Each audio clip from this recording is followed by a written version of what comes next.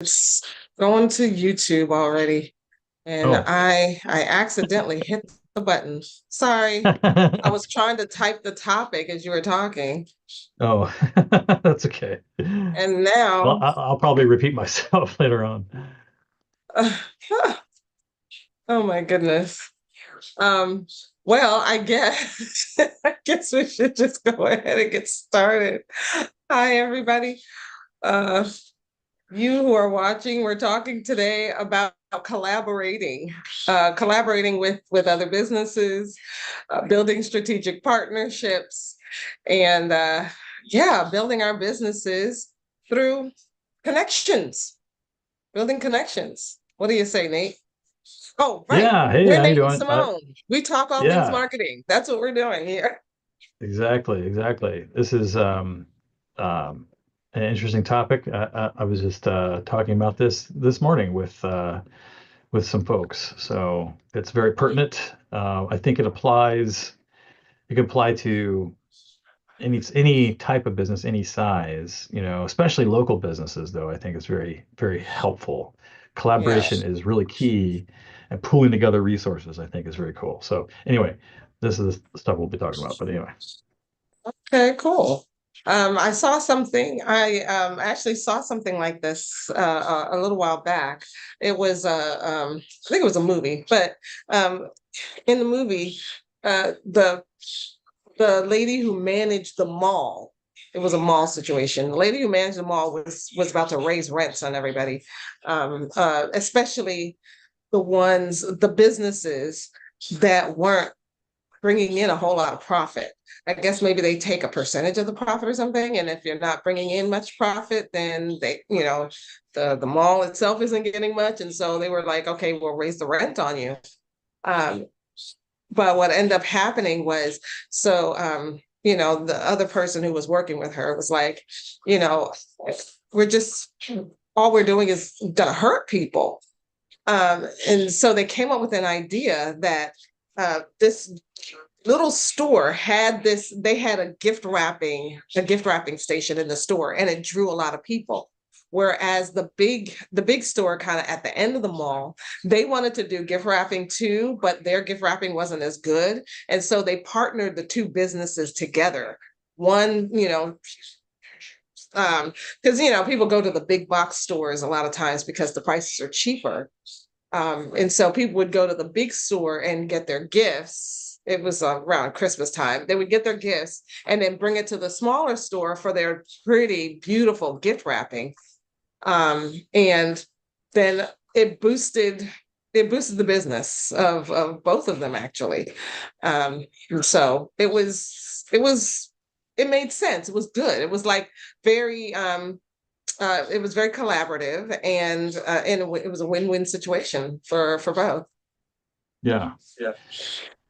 So the key question of today's discussion is: could your next big marketing win come from teaming up with a like-minded partner? Mm. And so the just to give an overview of what we're going to be talking about, we're going to explore the mutual benefits of strategic co-marketing partnerships. We're going to highlight actionable strategies for leveraging collaborations, and we're going to provide some insights into identifying the right partners and structuring a successful partnership and what that looks like. So this is for small, medium-sized business owners who are looking for scalable marketing strategies without increasing resources or budget. All right, so collaborations aren't just a trend, they're a proven strategy for growth. So we're going to explore how partnerships can make significant impact on your marketing efforts. First up, co-marketing opportunities and what that means. So, what in the world does that mean? Co-marketing. Oh, um, I was thinking of promotions. Would you like consider promotions as part of as part of marketing, where two businesses are promoting together, and they may be collaborating on a product or a service, and they both promote the product or service to their audiences. Yeah, yep. Yeah. You're sharing resources, I think, is one key aspect. Hmm. You're also so that the resources could be your budget, the audience, right, or the creative materials that are being um, created as Hmm. part of the process. You're also increasing your reach without duplicating efforts. So, getting twice as far with doing by doing half the work, right? Half the work. So, Yeah, that's um, right up my alley. yeah, exactly. Who doesn't like that? Yeah. And then you are also building trust through thought leadership. A key component here, I think, with co-marketing. So, real life example of co-marketing might be, us actually, our discussion here. This could be seen as a co-marketing effort of sorts. These, these, Marketing. yeah. So I think that's good. I was talking earlier today. I was just talking about this. I spoke with a couple of local chambers of commerce who, obviously chambers of commerce in small towns especially really are struggling these days, as you may or may not know. um, it's difficult for them to continue to be seen as the resource in the local communities when everyone has access to the internet, right?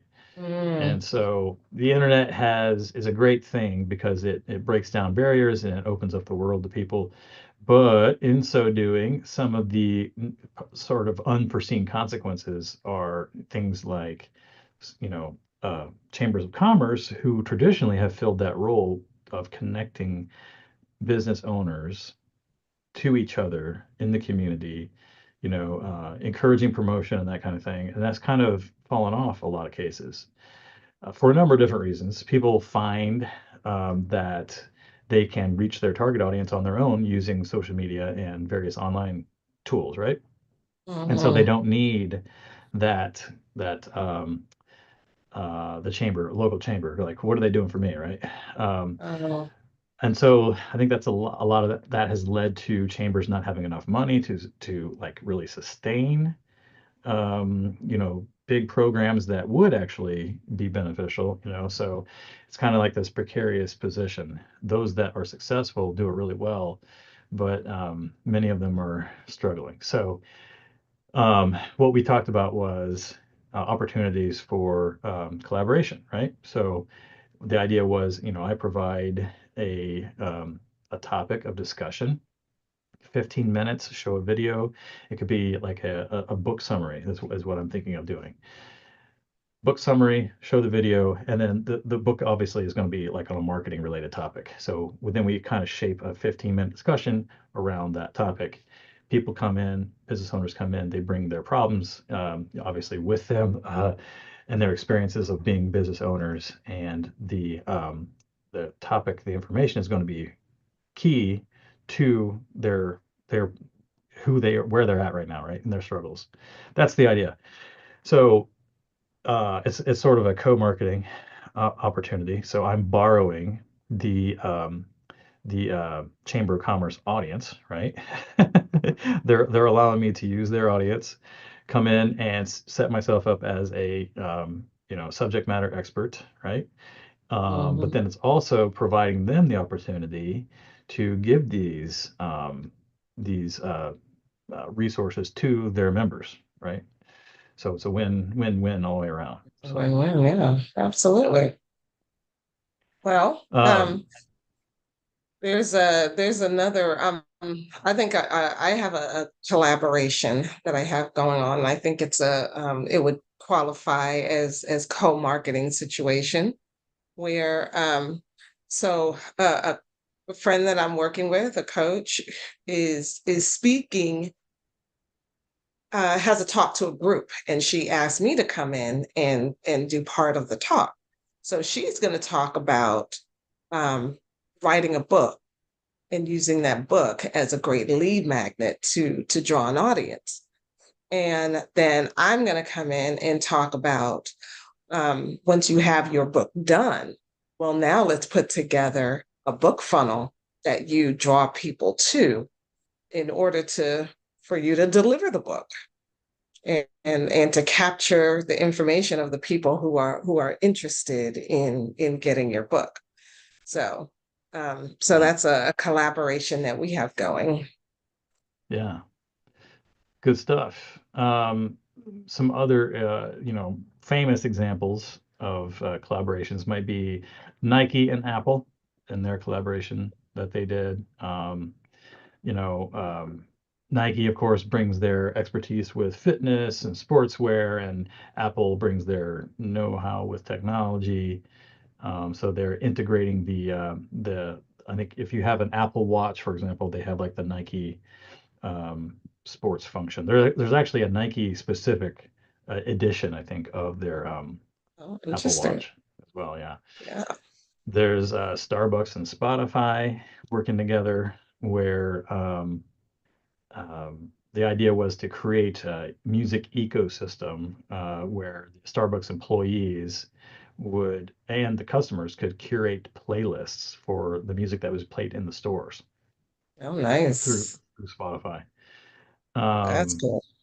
Yeah, it is. Yeah, it's a great idea. Makes sense, right?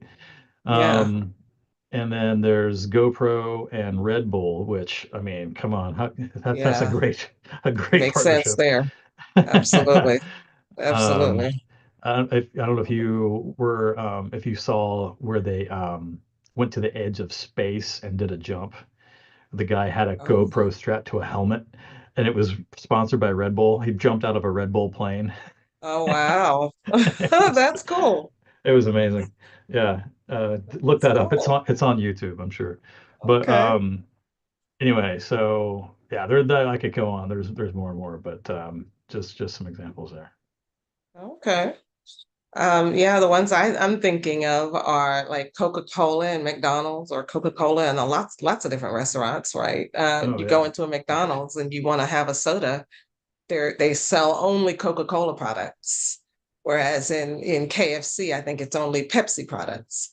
right. There's um, KFC Because and it's Taco Bell. Sometimes like uh, you'll go and you'll have the two stores in one in one location. Yeah, it's a little bit that's getting into a gray area because I think Mm, Yum Brands owns both of those companies. So, yeah.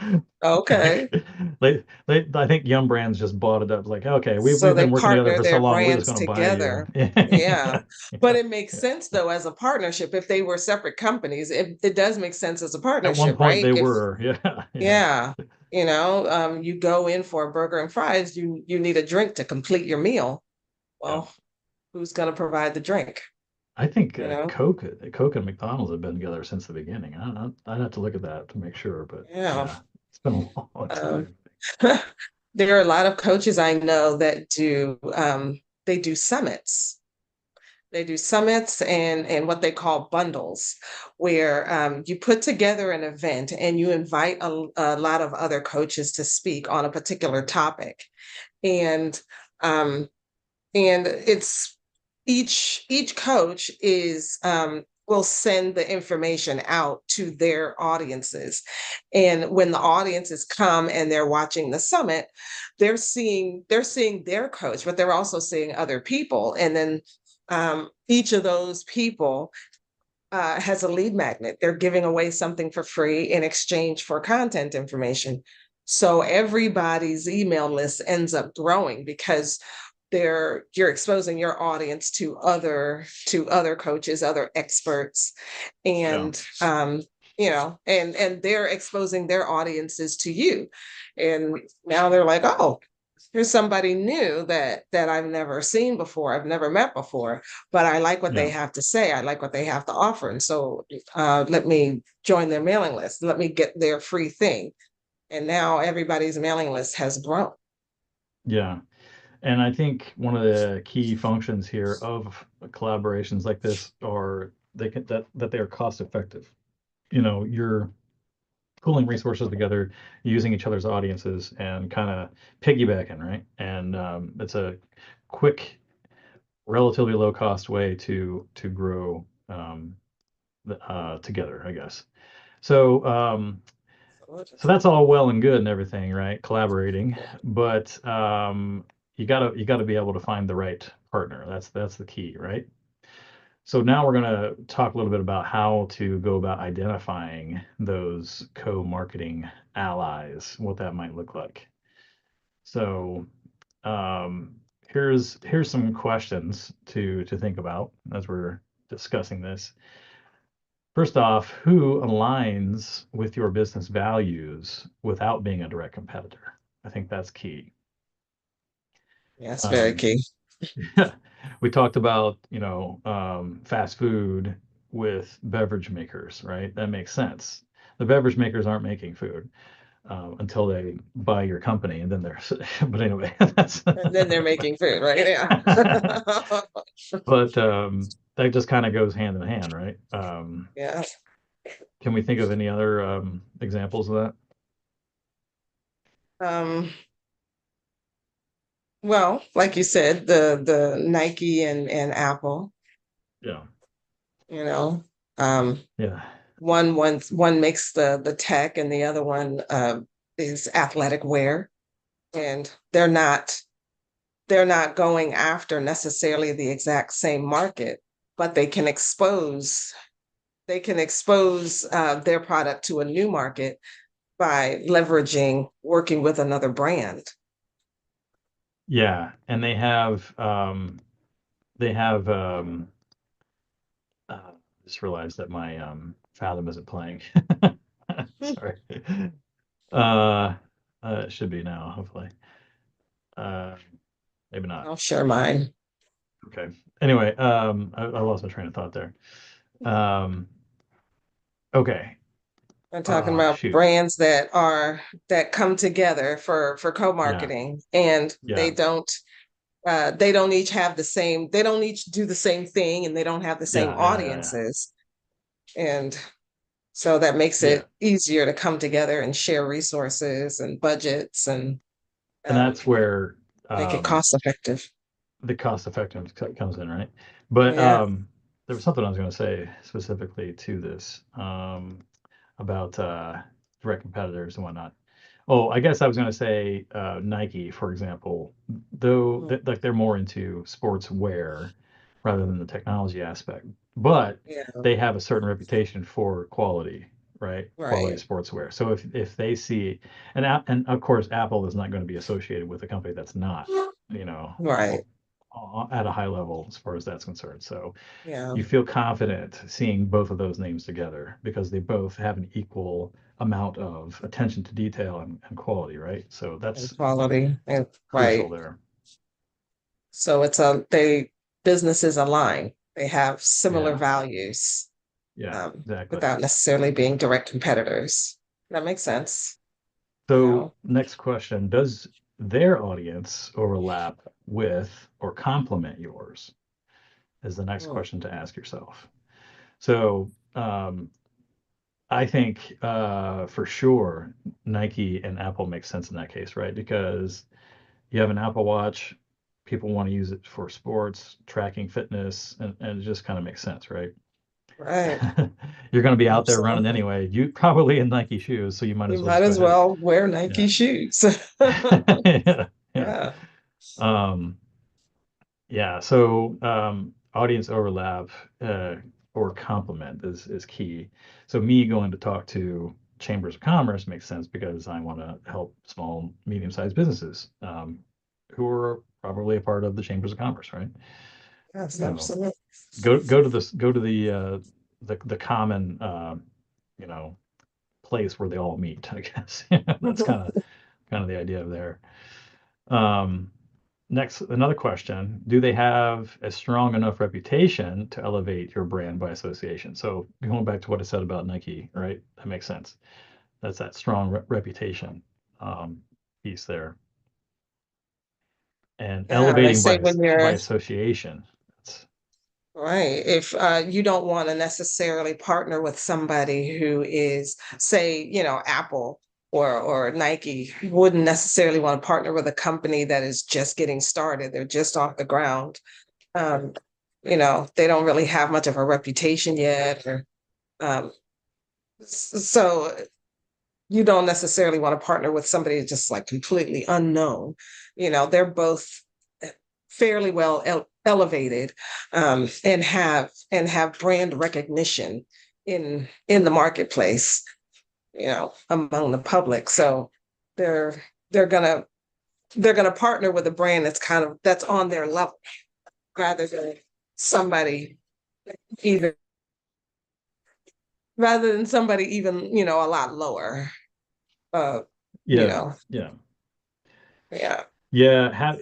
It's like guilt by association, but this is elevate by association, right? Elevate by association, guilt by association. I like that. Um, well, yeah, that can happen too with a lot of these brands. That's why they throw off some of their the people that they endorse that Yeah, they you got have to be endorsement careful. deals with, right? Yeah, There's yeah. a guilt by association there. I think probably one of the most famous examples of this would be Yeezy. Yeah, That whole thing. Wow. Anyway, yeah, absolutely, we won't go into that, absolutely. I think.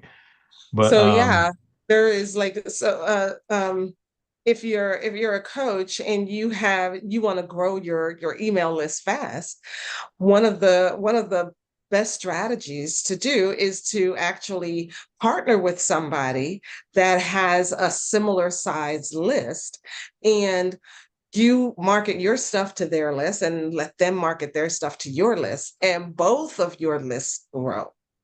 But you wouldn't necessarily, if you have a list of 5,000, and you're trying to partner with somebody who is fairly new and just getting started, and their list is only 500.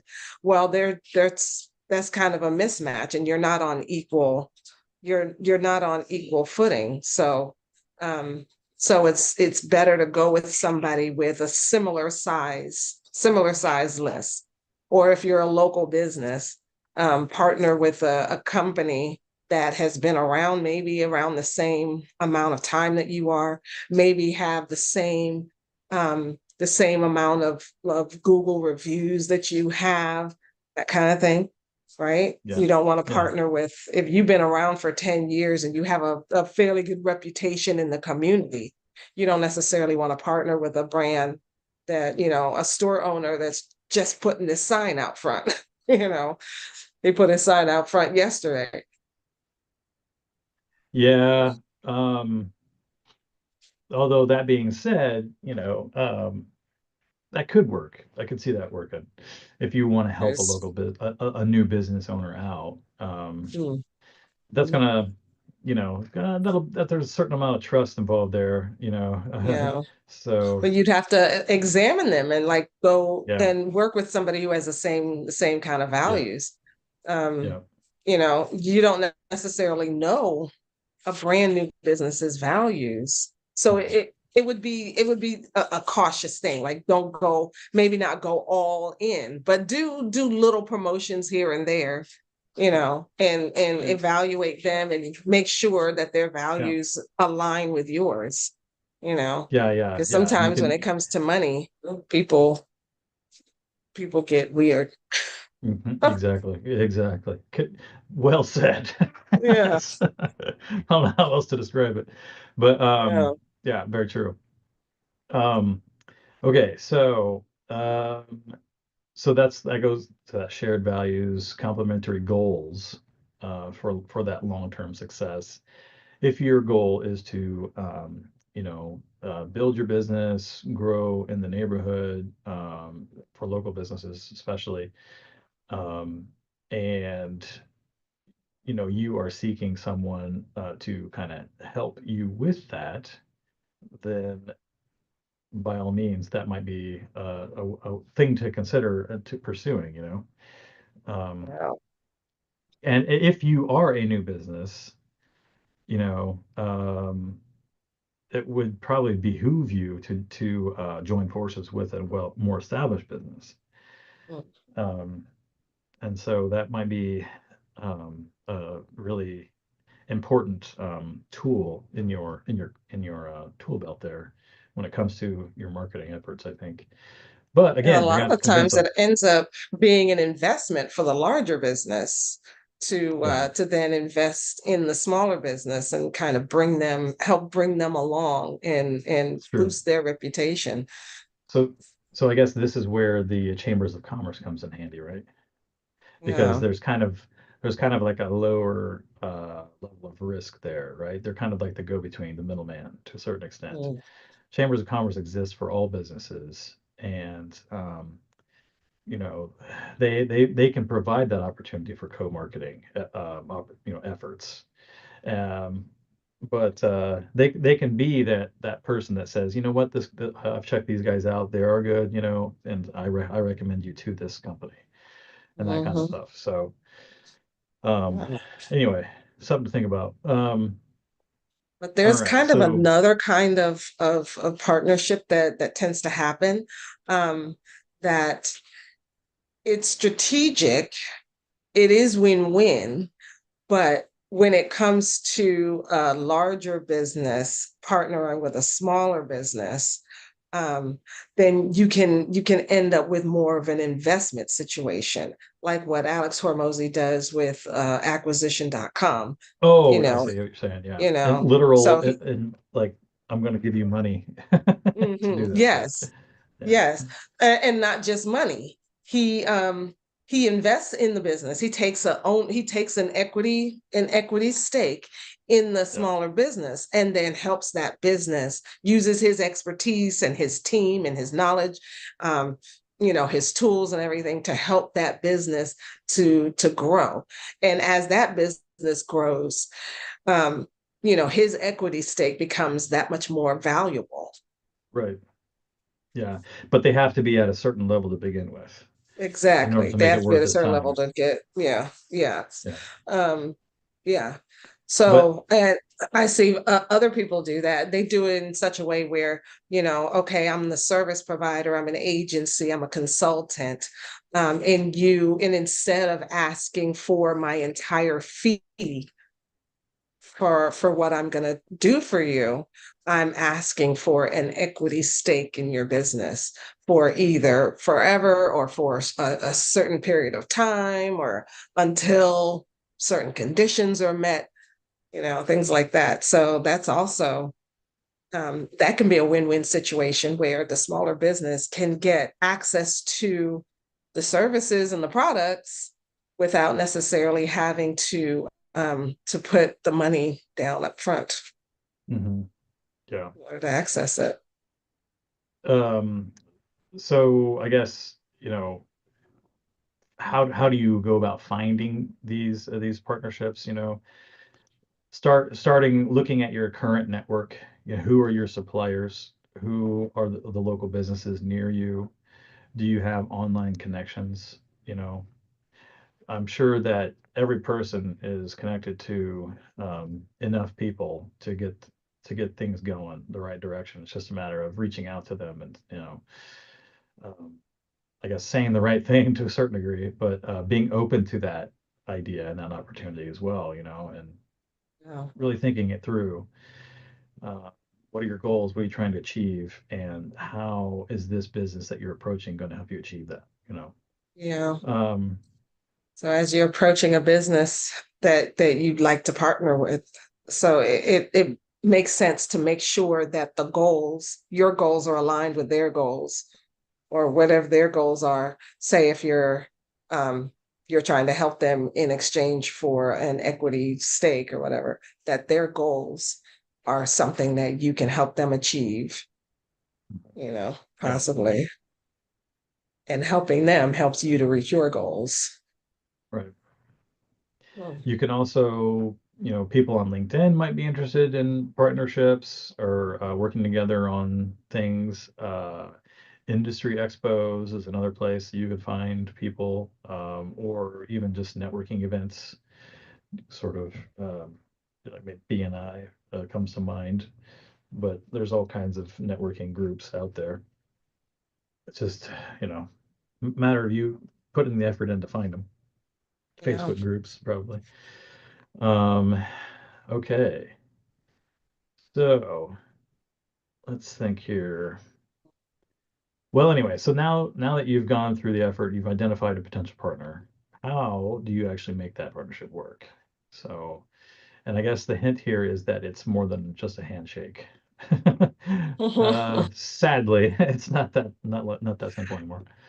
Yeah, But so how do we structure these win-win partnerships and make them win-win? Um, I think first off, approaching with a clear value proposition, like I just mentioned, what do you want out of this conversation? What is your goal here? What are you hoping to, what's the outcome that you want to see? So, and also keeping in mind what you bring to the table. What can you offer? It's not right. just about your needs. Like I need to get the word out, and I know you're an established business, so you should tell people about me. No, no, no, no. Hmm. That's not going to be good enough. Yeah, If only it were that simple, right? right. I mean, it comes down to, like, building relationships, and not necessarily looking at just what you want. They say this is a great way to network too. When you're going into a network situation, think about how you can help rather than just what you need to get out of these relationships. Yeah.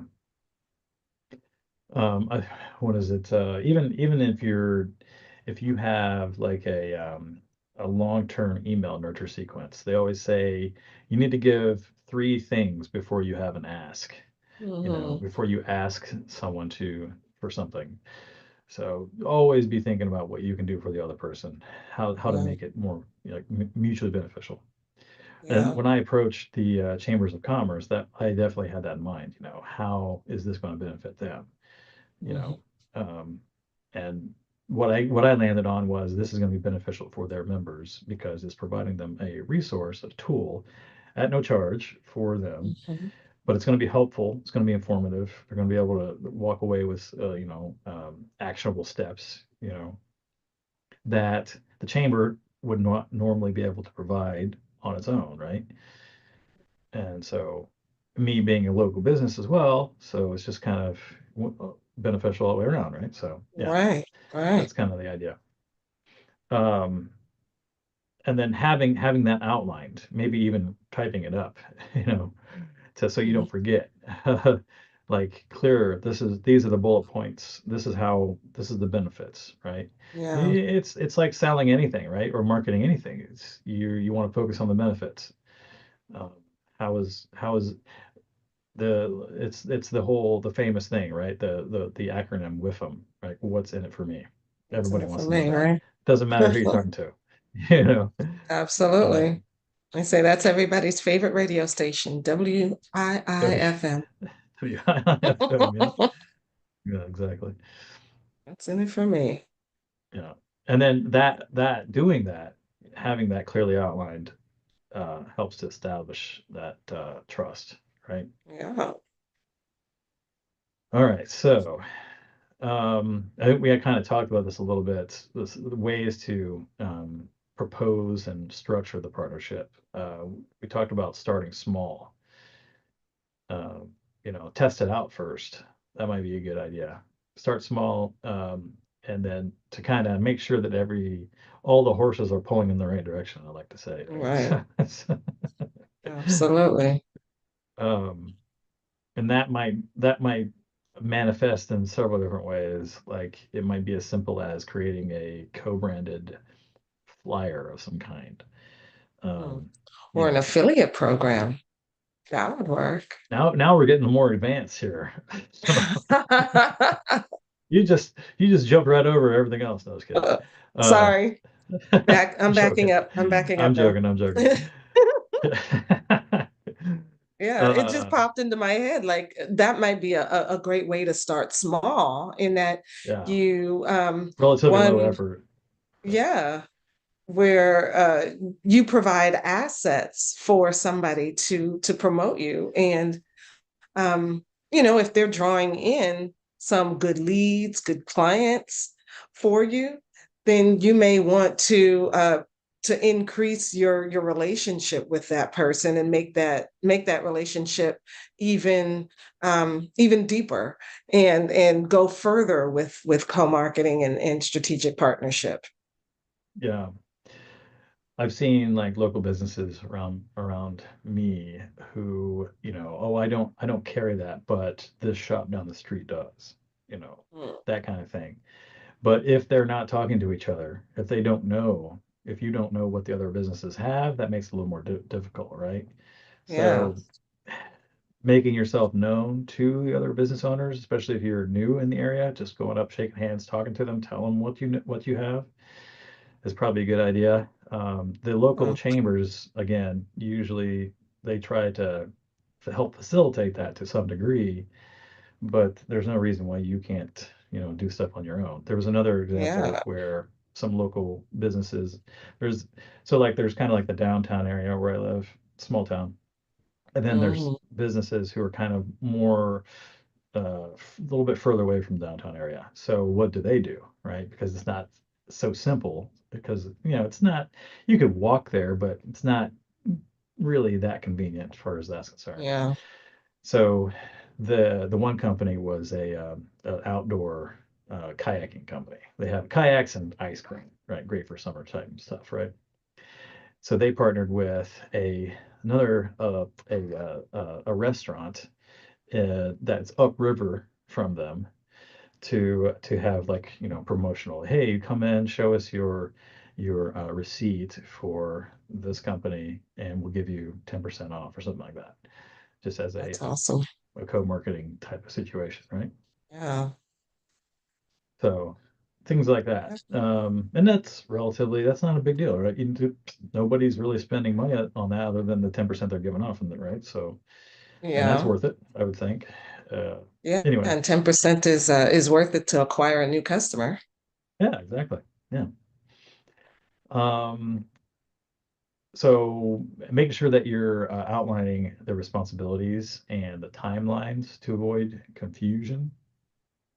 I Mhm. know of another situation where a couple of businesses were kind of doing cross promotion on social media. So the one business said, I'll do the social media," and so they did it.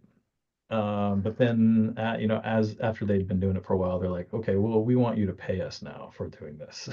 Okay. Nothing like throwing a wrench into things, Right, this right. this was not what we expected. So Yeah. making sure that everyone understands from the start what we're going for here. Uh, Yeah, I've seen that happen too. yeah, There used to be there was a guy here who he was an event planner and he used to find struggling restaurants or restaurants that had days where there wasn't much traffic. They didn't have many customers.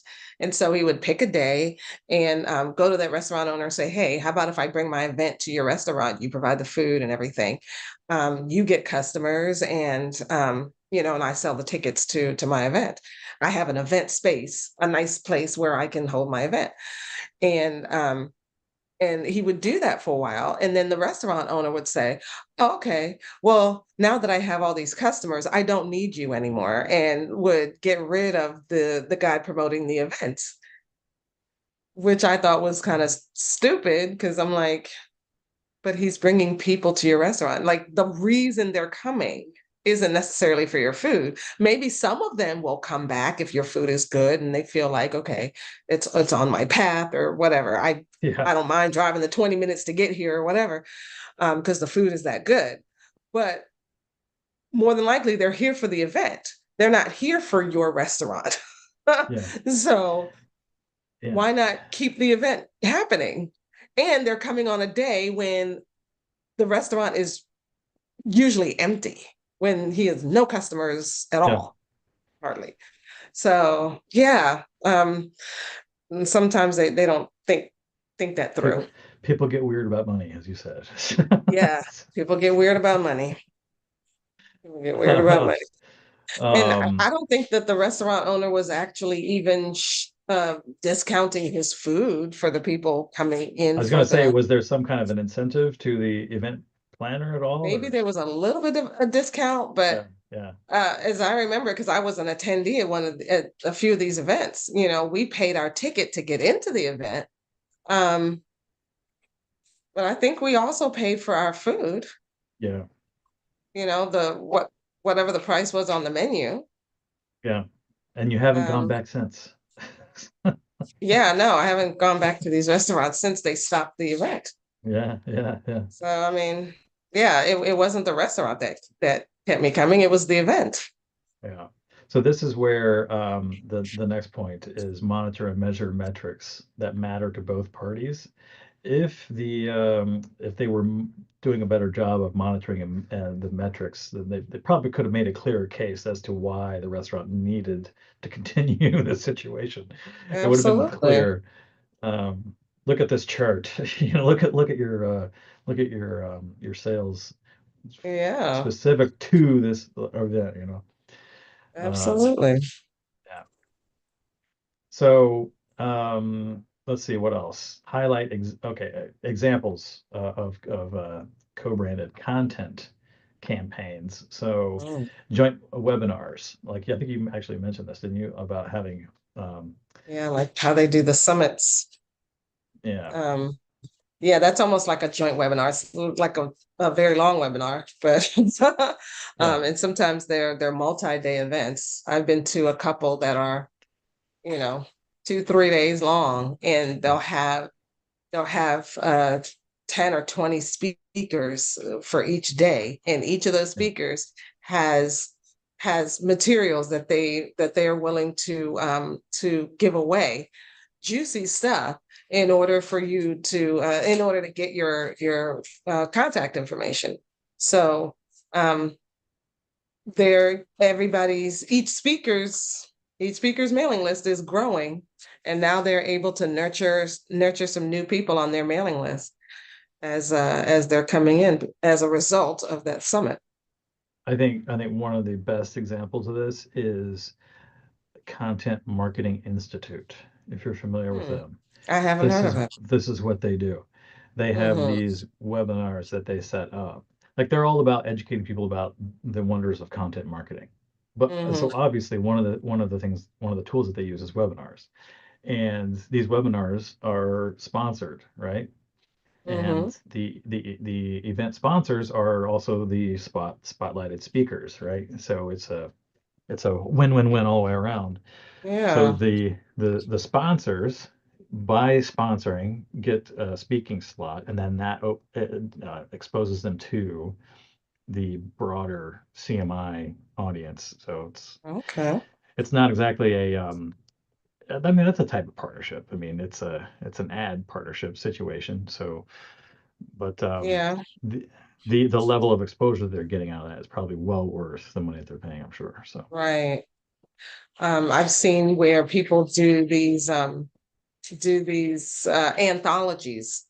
Have you heard of those? These anthology books where each chapter is written by a different person, and each yeah, person I have. pays to be in that book, and then Yeah. that book gets marketed out to lots of people and sold to lots of people. Each author actually is supposed to also, sell a certain number of books. Mhm. Um, and so, each reader gets exposed to new authors that they've never heard of before. Yeah. Um, there's also shared email promotions. So Mhm. I've seen this where, I will feature you in my email newsletter that goes out. And sometimes people are actually selling, I guess you could call it ad space in these newsletters in order to be exposed to an audience that they wouldn't normally be exposed to in that case, right? Yeah, absolutely. Um, And then there's uh, collaborative blogging as well. So you might have guest bloggers. This is kind of like a great way if you're doing SEO to build backlinks as well. You can approach people that have blogs related to a topic that you want to write about and create an article there and then all of a sudden you have a link back to your website and that generates that SEO juice, as they say. Not that I believe in that, but I haven't Um, heard of that term. it's SEO good for goes. that anyway. It's backlinking, right?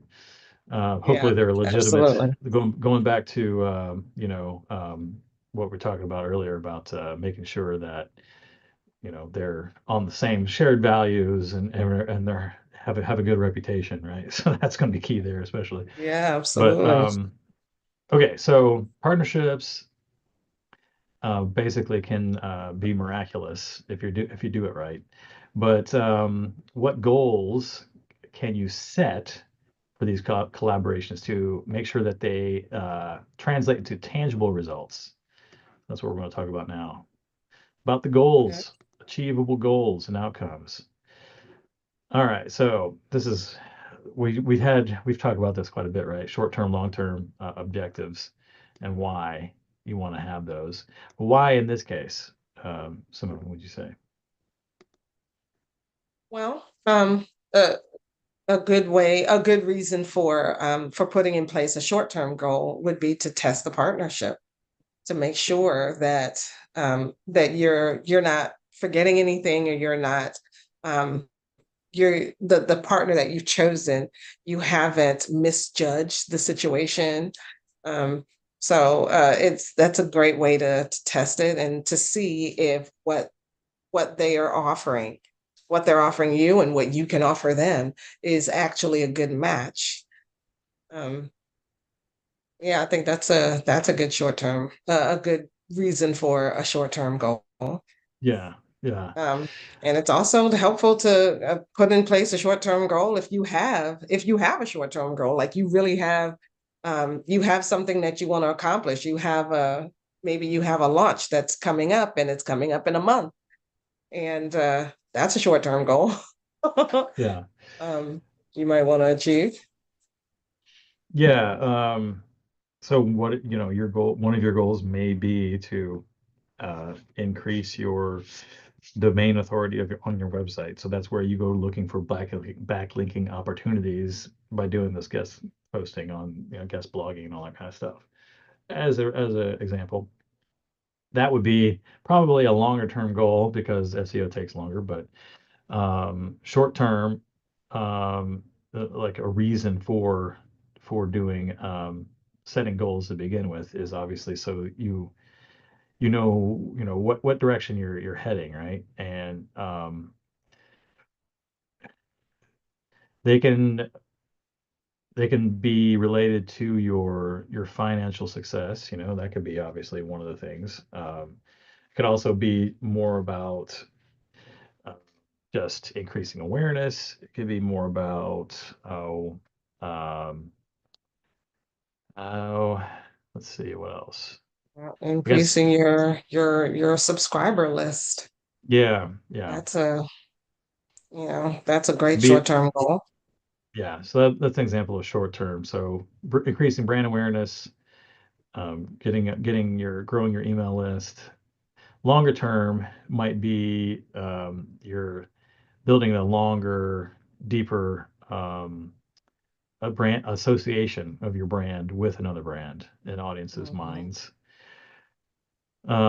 You could also be looking to drive more conversion rates um, through the repeated collaborations. Yeah. It's a great way to gain customers without necessarily out putting money,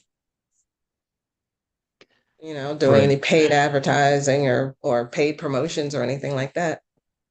Um, Yeah, it's like so that's another a great goal, channel, is to right? short is to yeah. Yeah. It's a great channel to use as far as in order to save on your budget, your marketing budget. Yeah, and it's sort of it's sort of an extension of word of mouth marketing to a certain degree, especially if your partnership is built around the other company's audience, right? You're kind of like it's quality by association, right? Like because this brand is agreeing to promote you, then they're saying to their audience that yes, we endorse this company. You should take a look at them, and it's probably vastly improves the time to conversion and the velocity, sales velocity, right, in Right. that case. So So it helps you to, yeah, collapse time, build that know, like, and trust faster. yeah, We want to put in people's activate that principle that birds of a feather flock together, right? right. There's this great company out there with this great reputation, and if they are willing to partner with me, oh, well, then I must have this great reputation, and I must be this great and valuable company as well, right? Yeah, yeah. So basically, collaborations aren't just about saving effort, they are about opening doors that you might not have ever even known existed. So, Mhm. let alone been able to open. So we're gonna wrap it up here. Just go through a summary here. First off, we talked about how partnerships save resources while increasing your reach. Um, they are good for collaborating and being successful at it depends on making sure that you have shared values and goals and clear goals. I think making sure everybody's on the same page, short and sweet. And then starting small, tracking those results, and keeping that relationship going is key to having a long-term successful partnership in this case. Yeah. This isn't something that you want to kind of just do once, set it and forget it. It takes nurturing, it takes building the relationship. It does take time and effort. So, but it can yield dividends for your business and for your brand awareness and your brand's reputation. Yeah. So, absolutely a great strategy for your marketing. Yes. All right. So it's a force multiplier for your efforts there. I think that's kind of a military term, but not that I'm military, but that's the context I've heard it in. But anyway, Right. all right. So call to action here. Take the next step to identify one business in your network that you can collaborate with. Uh, Stay tuned for our next discussion coming up next week. Yeah. And we're gonna And don't throw in, forget to like, subscribe, and yeah, share. yeah, and I have a guide that'll help kind of jog your mind as you kind of work through the idea of who you can collaborate with and that kind of stuff. So I'll throw that in, I'll link that in my video on my channel. So Okay. yeah, I like it on mine too. Yeah. there you go. Okay. I don't want anybody to miss out. Yeah, yeah, yeah. It's pretty simple. So, but simple is good, right? Yeah, simple is good. Simple is good. Yeah. All right. So that is strategic partnerships. Go out, make some strategic partnerships, build those relationships, and come back and tell us about it in the comments. Okay. And we'll see you next time. Have a good rest of your day. Bye.